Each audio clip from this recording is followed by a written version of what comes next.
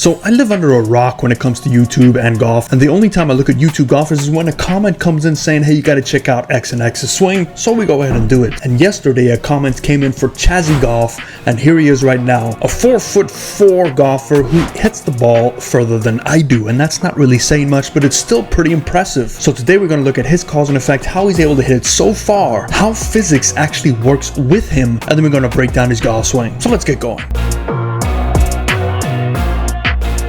So when you look at someone Chazzy's height, you'd think he'd struggle with speed, but he actually has a few real advantages. Because he is shorter, his center of mass is closer to the ground, so he's naturally more balanced and can push off into the ground really well, which is one of the biggest sources of power in the golf swing. He also rotates faster because shorter limbs are easier to turn. It's just simple physics. It's like a figure skater spinning quicker with their arms in. On top of that, the man is ripped for his size, so his arms and wrist can fire the club through impact with a lot of speed. And because his swing is more compact, he doesn't lose energy with a bunch of moving parts like you or I. It's efficient, it's repeatable, and built on really clean sequencing. So even though the arc of his swing is smaller, all the power he does create gets delivered straight into the golf ball. And that's why he can hit it farther than most expect. So let's break the swing down even further. Okay, Chazzy's on the screen here now. Don't think he usually swings like this where he lifts his head up and faces the camera. I think he did that for this short, but it's still a great swing, and the camera is very stable, so that's why we're going to choose this one.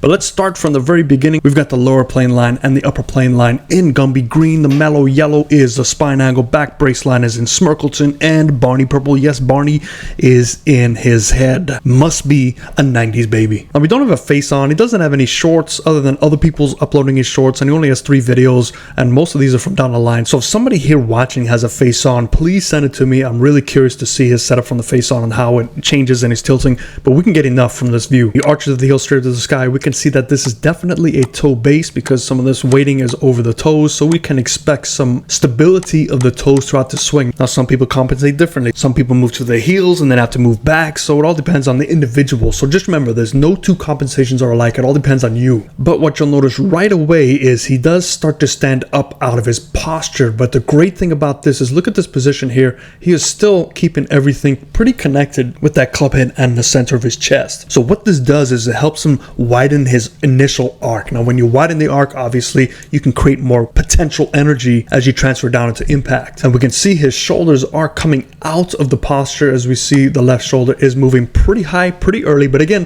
when you stand up and out of your posture, you can now rotate a lot more. So we can see a lot of rotation with the upper body. And you would think he would stop there, but no, he decides to go even further back. But it's not necessarily rotation from here. So he's probably feeling like, okay, I've rotated enough. The rest of this is going to be the club head taking it back on its own through momentum. So now I get to lengthen my arms. So we see the right arm will start to pick up that flying right elbow. So now we look a little John Daly-esque, but look how much the head has come out of the posture, and we are now standing almost straight up, which again helps with turn. And we can also see the left arm folding to help get that club back even further. So now we have a 4-lever swing. Rotation is 1 lever, shoulders is 2 lever, wrist is 3 lever, and now the elbow is 4 lever. So this takes some good sequencing, some good timing, which is why I mentioned in the intro, he has very good timing and very good sequencing to realign this down into impact. So you see the elbow straightening out already right there. It's pretty straight. He's also turned and tilted. He's ducked down back into his posture.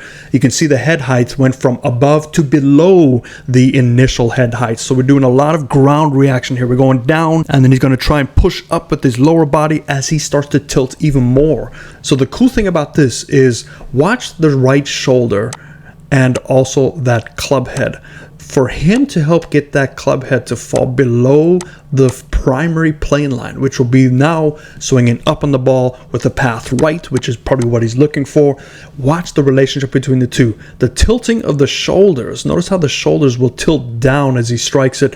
That makes sure that that club head has a fighting chance to get below. So the right shoulder went down and the club head fell below the plane. So if you're struggling with some plane work, look at the way you tilt. It could be you lack tilt and you're starting to turn more, and that turning will give you the over-the-top move, and potentially you know who's going to come to dinner. But as we strike it, look at everything here. Let's just delete these lines. We've tilted further down. We're also increasing our shoulder tilt. Our hands are escaping out to the right, which is perfect for him. We see the lower body action. We don't necessarily see a push with the right toe. We just see more of a roll, but you can definitely see past impact. Watch the weighting. The weighting falls back to his right foot. So we know he's probably hanging back as he strikes the ball to ensure we're getting a much higher launch angle. And we can see more of this as we finish. That left foot will fall and pull back to his right side. But all in all, this is a really good swing. Very, very powerful swing. I'm very curious to see what his driver length average is. I've seen reports him pushing it up in the high 200s, 280, 290, and it wouldn't shock me just because this is such a powerful swing, and with that extra lever he's able to time, and with his talents and strength, it's actually a pretty unique and gifted swing. So just remember, everybody's swing is completely different. There are no two swings that are the same. It's like a fingerprint, like a snowflake.